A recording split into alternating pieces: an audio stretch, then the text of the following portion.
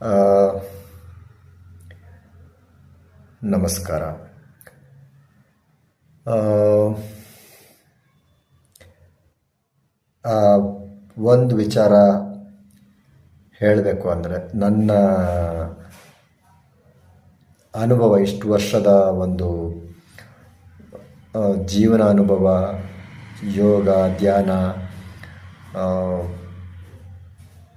ಬೇರೆ ಬೇರೆ ಆ, ಜ ರಾಜ್ಯ, ಜಿಲ್ಲೆಗಳ ಜನಗಳ ಜೊತೆ ಎಲ್ಲ ಮಾತಾಡಿ ಇದಾಗಿರೋದು. ಯಾರ ಜೊತೆ ಎಷ್ಟೇ ಚೆನ್ನಾಗಿ ಮಾತಾಡಿಕೊಂಡು ಕೆಲಸ ಮಾಡಿಕೊಂಡು ಇದ್ರೂ ಎಲ್ಲಿ ತನಕ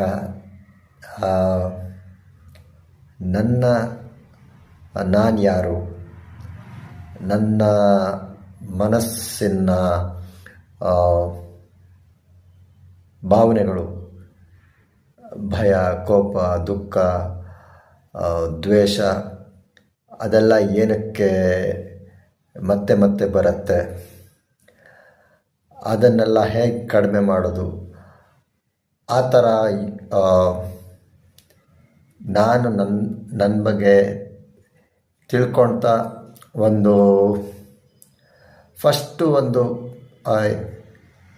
2-3-4 ವರ್ಷ ಬೋರಿಂಗೆ ಅನಿಸತ್ತೆ. ಆಮೇಲೆ ಒಂದು ಸಲ ಅಭ್ಯಾಸ ಆದಮೇಲೆ ಅದನ್ನು ಬಿಟ್ಟು ಬೇರೆ ಯಾವುದು ಆಸಕ್ತಿ ಬರಲ್ಲ. ನಾನು ಯಾರು, ಯಾಕೆ ಹುಟ್ಟಿದೆ, ಏನು ಕೆಲಸ, ನಾನೇ ಮಾಡಬೇಕಂತ ಅಂದ್ಕೊಂಡಿರೋದು ಏನು ಕೆಲಸ,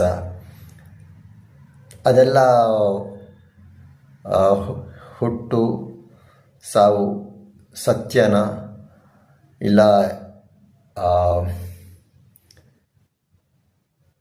ಕೆಲವು ಒಂದು ಅನುಭವಗಳಾಗಬೇಕು.